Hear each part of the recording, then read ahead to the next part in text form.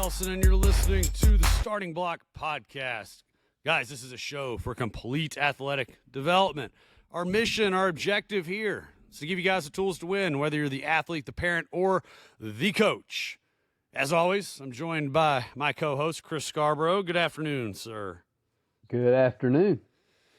Guys, if you are new to the show, welcome. Appreciate you. Here's how we operate, all right? We have multiple shows within the show. So first one you will hear, this is a bi-weekly episode. This is a Q&A. It's where we take the questions you submit to us at info@startingblockpodcast.com. And we'll tackle those. That can be anything related to strength, speed, power, nutrition, rehab, the neuro stuff. We can follow up on some guest interviews as well. To the best of our ability, and we'll tackle those on Q&A. So we've had a lot of good questions after the last few episodes, so keep them coming.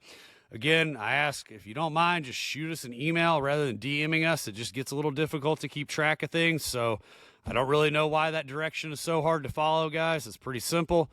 I love communicating with you guys. Chris does too, but just real talk, you give us a solid and maybe just shoot us an email. That'd be great. But that's Q&A. The other episode you'll hear is the other bi-weekly. It's a guest interview. That's like every other podcast on the planet. That's where we'll bring in our guests, colleagues, friends from across the country and the globe. They'll share their stories of success, what they do with their clients, their patients, their practices, their gyms, how they win. And a lot of times it's cool because you'll be able to take some practical info from that and apply it, and it also gives you, you guys, whether you're the athlete, the parent, or the coach, somebody to connect with, and somebody that shares the same core values and mission that Chris and I do here. And then that final episode is about a quarterly episode-ish. We might start doing a few more of them, is the Friday Fire and Fact. And this is coming out on Tuesday, so you just heard our last one. So if you're still with us after that episode, I appreciate it. I promise I'm not completely insane. I encourage you to go read the books I told you to read. And, appreciate you listening. So, finally, we do not run ads on the show. We simply ask that if you get value out of this, just share it. Please bring us a friend. Help us spread the message, guys. We're here because, quite frankly, I was sick and tired of all the coach-to-coach shows that just went over everybody's head, and there's not really any practical stuff you could take from it. And I said I don't want to listen to this type of crap anymore. And we decided to do our own show. And, so I just asked if you get value out of it. Just share it and just help us spread this message. So that's all I ask. And, I think that's about it. I should cover all the housekeeping stuff, I believe. Yeah, I think that's about it. So what's new, man?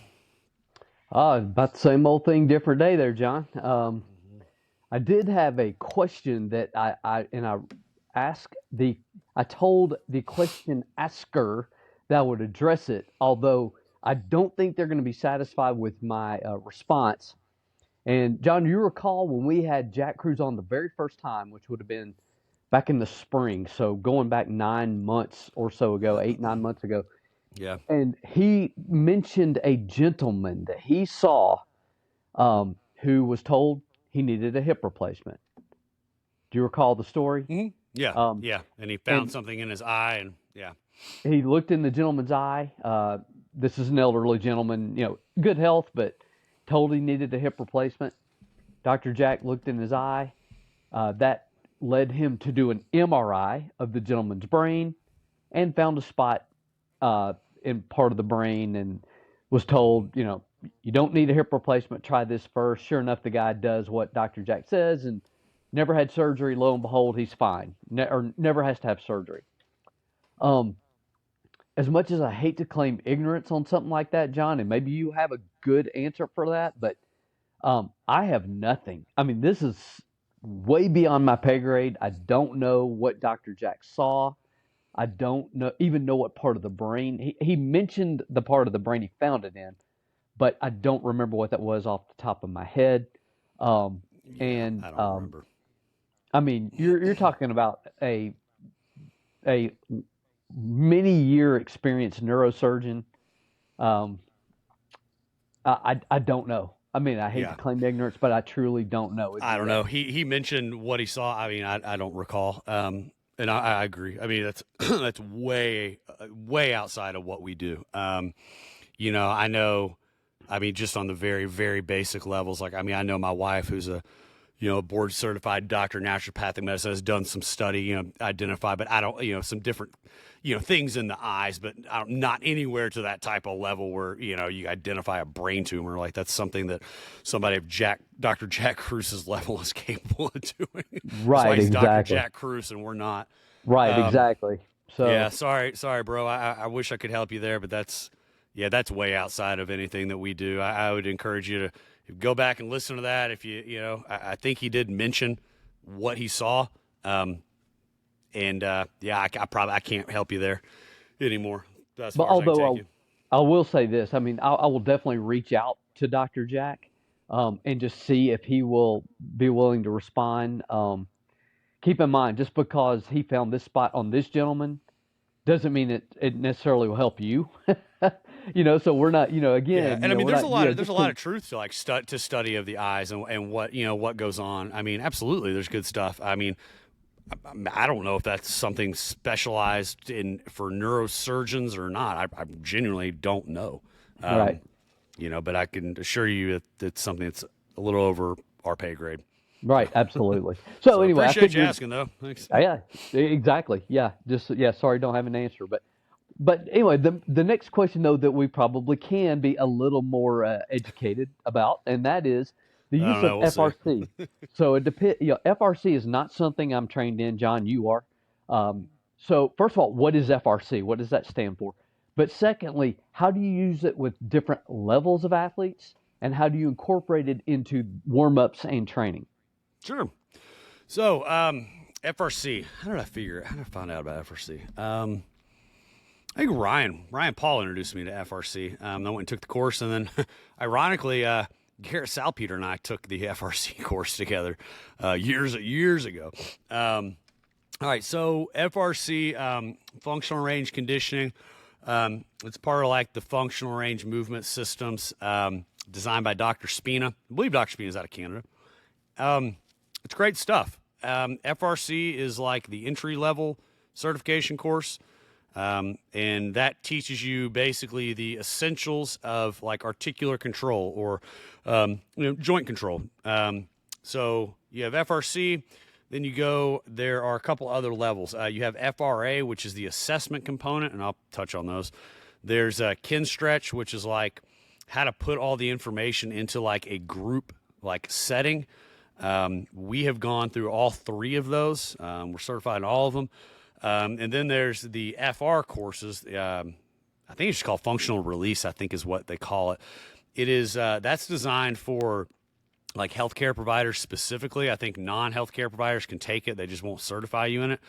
And that I believe has to do a little bit more with like manual therapy. Like, so, if you're doing something with the joint and you find like one of these indicator signs that he shows you of like, an issue with the joint, then like an FR certified specialist can attack it from kind of the same level of,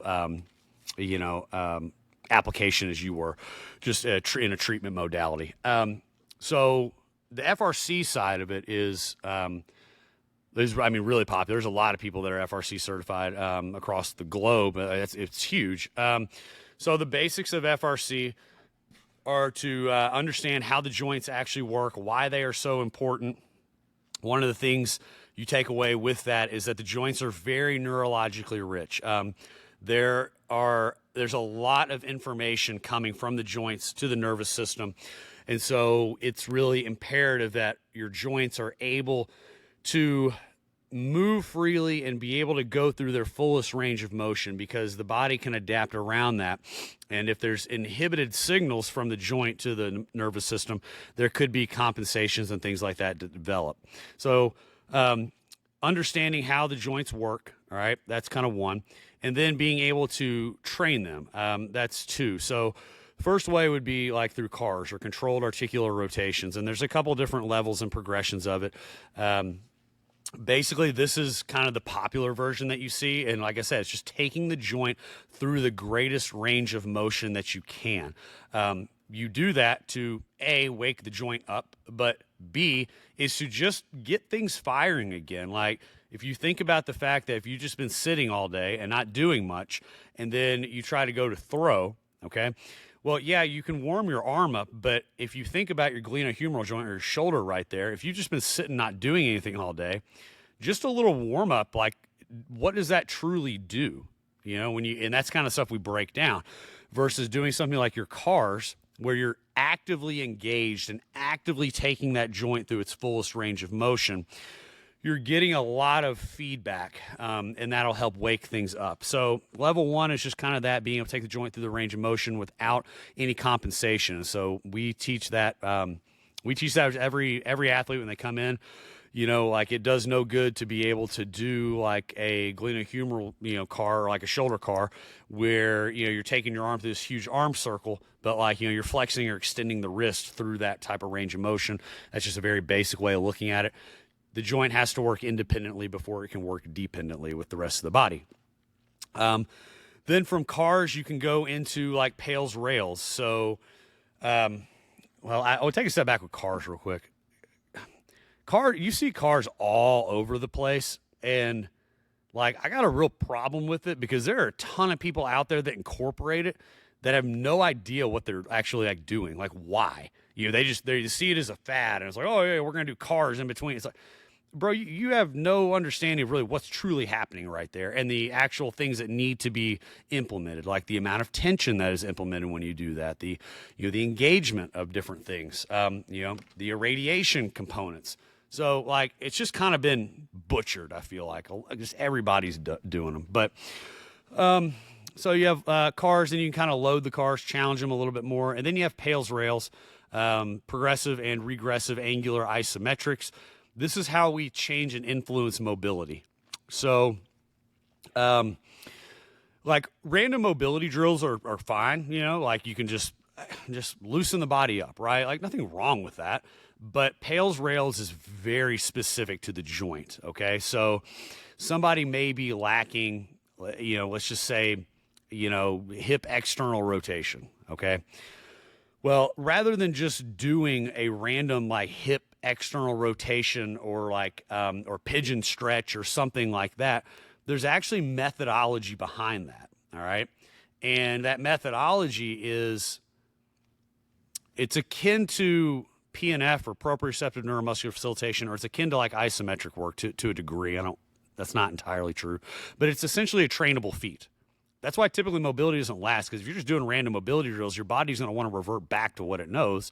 So you have to actually train it. And so Pails rails does that. We can actively incorporate like PNF, a contract and release, which by the way is another way to help lengthen tissue out in addition to extreme isometrics. All right, contract, release, and then train it from there. Pails rails are very intensive. And then you can train the rest of the joint through different things like in-range liftoff, hovers, things like that. So that's kind of FRC in a nutshell. FRA, we will look at passive and active ranges of motion because there's a big difference between the two. I've talked about that before. Passive is what I can get a joint into. Active is what you can control. This is a major issue in the baseball community because everybody wants to do their J-bands and everything else, and they're always told, I got to strengthen. Well, I can't tell you the amount of people that I've seen that lack active external rotation, yet they think band work is going to fix that. It does not. You have to train the joint at its weakest angle. Again, kind of sounds like extreme isometrics to a degree. And so FRA is good. We can take a look at, all the major joints, passive and active ranges of motion, see what you're lacking, and balance that out. The kin stretch side of it is, like I said, is the group kind of training, because a lot of FRC is the training component. Like, how do you make the joint stronger in its, weakest range of motion? And then kin stretch is just putting that in a class setting. And kin stretch is brutal. Like, it's really freaking hard. Mm-hmm. I can't do half the stuff. But it's good stuff. So how do you apply all that into warm-ups and things like that? We normally do cars before a workout. I encourage you to do cars, before a game or practice. When you do it the right way, it takes, 2 minutes. I do them every day. I do them kind of in between appointments too, just because, when you're muscle testing a lot of people, your shoulders kind of start to take a beating. So implement cars, before workouts, before bullpens, before games, things like that. As far as you could also, and Brad actually, I remember Brad from Elite Athlete Training Yes. Systems up in Canada. Yes. He does cars in between like lifts, and that's awesome. That's a really good idea. I like that too, because you're putting a ton of pressure, from the lift on the joint, and so when you have the break, you're able to kind of open that joint back up, which I thought that was a really good idea. And cars, one more time, is controlled articular range Controlled articular rotations. rotations. Gotcha. Okay. Yes. Yep. Yeah, and there's, on the ELP YouTube page, I've got all those up there. I have like the basic level one. There's 10,000 better videos out there though. Like, you type in FRC cars on YouTube and you're going to get, a billion freaking hits. Because there's just, it's endless. There's so many different variations and things you can do. I just teach the very beginning. So you can implement cars all the time. Pails rails is much more on kind of this prescription type of basis. Like, if you're actively trying to change the mobility of a joint, if you do it the right way, it's going to get very sore. So you do not do Pails rails before you go throw or you have a game. You don't do that. Do them in your workout. You could do them before, you could do them after, whatever. Do them in a very strategic manner. I usually tell people, if we're going to work on something 2, maybe 3 times a week, depending on how you feel, because they are very intensive, and you will feel it. And it's like, you don't want to create this new capacity in the joint. Like, let's just say you're a pitcher. Like, it would make 0 sense to create this new capacity of movement in your shoulder and then go throw 80 pitches. Like, that makes 0 sense at all. Like, you have to actually strengthen and train it first. So that's Pails rails. Like I said, I would do those in a controlled training environment. Cars you could do all the time. Gotcha. I think that answers the question. So if you were to find a deficit then in some sort of an FRC, some sort of deficit for this person, and instead of doing, say, a Pails rails or whatever, but let's say instead you decided to do a neuro target, or I were to do some correctives, correctives with, say, square one. I wonder if we would clear up some of those deficits, would show up and say, an FRC evaluation. I wonder. I would imagine we would. I would imagine some of those things would correct with neuro targeting. Yeah, absolutely. I've definitely seen that happen. Because tissue restriction can still be a neural based issue. Like, there could be like how we use the term perception of threat, to where the brain is locking that down, or maybe a muscle is shut down. And so, I definitely combine the two when I can. When you have, 15 athletes in a group, like, it's kind of hard to do all that with everybody.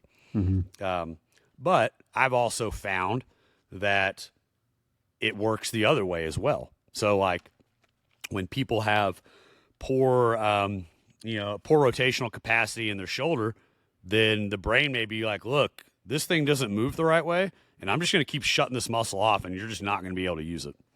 I've seen that as well. So it can work kind of both ways. Yeah. Yeah, which makes total sense if you think about it, because you correct one, you just correct it. It's not like it's selective. Oh, you just got better at FRC, but your square one still sucks. It's not going to work like that. It either threat is gone or it's not. So and that's where the trainability side of it comes in, and that's where FRC. It is good. It's a lot of information, but the training side of it is important, because your brain is going to revert back. Like I just said, there's a reason that, like, your mobility doesn't last. Your body wants the path of least resistance, right? And so, if you've trained it to be, I say train it, but if you haven't been training and then you can't all of a sudden move, like, it's going to go back to the way that it wants to, it initially wanted to act. And so, like, you have to train it. And FRC does a good job of kind of putting a system in place there to help the practitioner train those joints after you have changed the mobility. I've had great success with it. I like it. Something Garrett and I have done. Garrett, in his, I think it's his level 1 course. That's one of the things we do with the newbie. It's kind of some of our exercise protocols, depending on kind of where they are. I don't want to speak on behalf of Garrett for that, but like we will do like cars, with the newbie and stuff too. Absolutely. Take the Makes joint through the sense. greatest range of motion, depending on what their limitations are. Yeah, absolutely. So there's a lot of good stuff to it. Whoever the Braves pitcher is, I can't ever remember the guy's name. He's their ace. He's kind of made cars popular again. Like he does his cars for every warm up, or like every outing, So it's like they're very beneficial if you do them the right way. Very cool. All right. Good question. All right. Yeah, good question. Yes, very good. All right, next question. Let's hear it. So, this was one of my clients who was actually mentioning that every time they try to do an iso extreme lunge, they still feel the front leg quad. Okay, so the thigh muscle and their front leg is still their limiting factor. I mean, lactic acid to the point to where they can't do it anymore. All right. So, what's your solution for something like that? Real talk, this is one of the reasons why I sometimes hate talking about this type of stuff.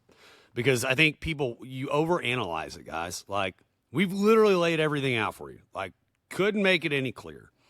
And I don't know who you are, how old you are, you're Chris's client, so I'll be nice. Like, here's the way that I would approach it. Like, choose the wall sit. I think that's a good one. All right. I mean, the lunge. I mean, I guess either one, but I kind of have my process with stuff. So I tell people, like, you're still going to feel that muscle. Like, it's still there. It's still working. Something is still happening. But the more important element and factor is, are you in position and are you engaging the right muscles? So we talk about the front leg and the lunge, like the hamstring. Are you engaging? That doesn't mean just because you're squeezing the hamstring, you're not going to feel the quad there. No, of course you are. Like, because it's still being used. That's the point. So, like, that's a simple answer, is just stop over-analyzing it, in my opinion. Know what you... Now, I'll take a step back, though. Like, if you cannot engage that hamstring at all, like, if that's a problem and the quad is just 100% taking over, you can't engage it at all, then yes, there are some things you can do. Like, I'll hook a band up to somebody's shin and kind of pull and get them to feel that and get them to engage. I might hook the newbie up to them, vice versa. But, as David said, don't feel, just execute. That is true, 100%. But stop over-analyzing and just make sure you're just trying to feel what you're supposed to be feeling. If you feel something else, it's okay. Yeah, it's not the end of the world. Yep. Yeah. That's my opinion. Well, kind of going back to what you've mentioned in previous podcasts, though, too, in a lunge specifically, maybe not so much in a wall squat, but if you really work on extending your back leg, so your back leg is loaded, right? Your back leg is loaded, because a lot of times you'll find beginners who shift 90% of their weight to the front or to the back, and like neither one of those are correct, right? You have to be working on extending the back leg.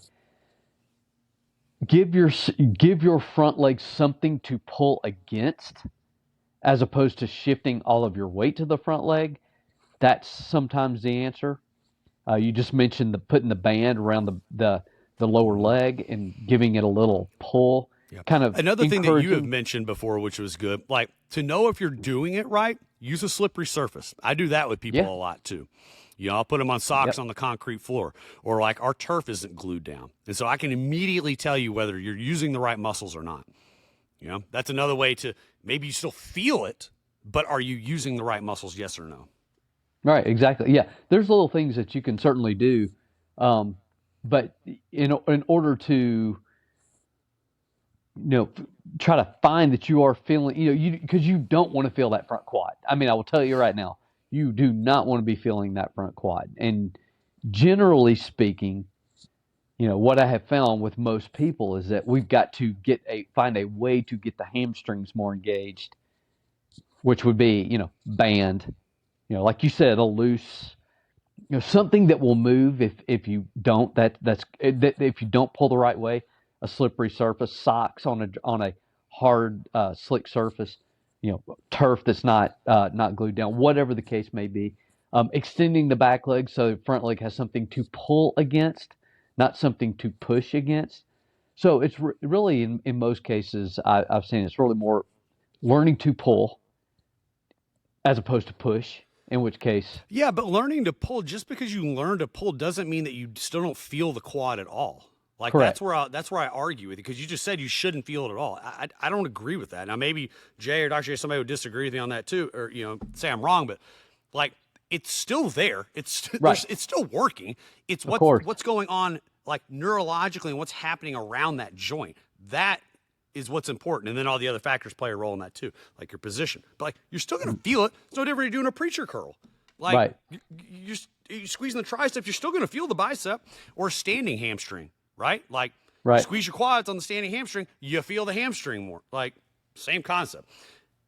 And like Right. this is just where I think people just go too deep into this. Like you can go all the way Yeah. back to the early 2000s when all this stuff was out there. Like it's just do it. Right. Go. And I'll be the first to admit, in the podcast, in our most recent ISO Extreme podcast or isometrics podcast, I used the word on off where I really should have used the word shorten lengthen. That probably would have been a better description. If a muscle, in this case, John, like you were talking about, if the quad were to shut off, you would actually collapse to the floor, right? The muscle is still working. It's just lengthening, but it is still working. If it were to shut off, and again, that was my poor choice of words in that podcast, you would absolutely collapse to the floor. So yes, it is not shut off. And actually, I can also thank David Boer for that, for kind of bringing that to my attention as well, because yeah, it is not shut off. Okay, so that's there you would not have the that reversing effect like someone who throws or someone who jumps or someone who runs. You would not have that same effect if a muscle were to truly shut off, because then it would have to turn right back on from a completely and that was a poor choice of words on my part. So it's lengthen, shorten, not off on. How about that? Mm-hmm. Yeah. No, I think that's a good way to phrase it. Yeah, I don't know. I mean, I think we answered it. I don't know. I think people just they overanalyze these things too much, and like it's paralysis by analysis. I mean that's the type of world we live in. There's so much information. It's paralysis by analysis. When it's like, keep it simple. Stop worrying about some of these. Like, just keep it simple. That has been around for a long. Keep it simple, stupid. It's been around for a very long time. Keep it simple. Do the basics. It's okay. It's a good option to maybe try to see if you're using the right muscle, though, because of course that does matter. Yep. Agreed. I don't know. I feel like I could just harp on that for another 20 minutes or so, but I won't do that. Easy, right? But yeah, just do the shit, guys. Like, just go, just do it. Try. Worry about how hard you're squeezing, how much weight you can hold, how deep you can go, all that good stuff. That's good stuff. Cool. All right, cool. What else, man? We got anything else? I think that is our last one. It was very short and to the point podcast. Yeah. All right, cool. Well, we got some good guests coming up here over the next couple weeks. We'll see. You guys will hear this this Tuesday, first Tuesday in February. Then our next guest interview, I think you guys will like. That's going to be Jennifer Childers. That is one of the healthcare providers that I work with in the area, and I think this is going to be a really cool episode. I think you guys are going to get a ton of value out of this, because especially you guys that do Square One. I know there's not a lot of us neuro-target people out there, but for doing Square One, for using the newbie, and having the ability to work with a healthcare provider, I think it's going to be really cool. I think she's going to give a lot of information. So yeah. That's the show, guys. If you got value out of it, if we didn't completely suck, please share it. Appreciate you. Love you. See y'all later.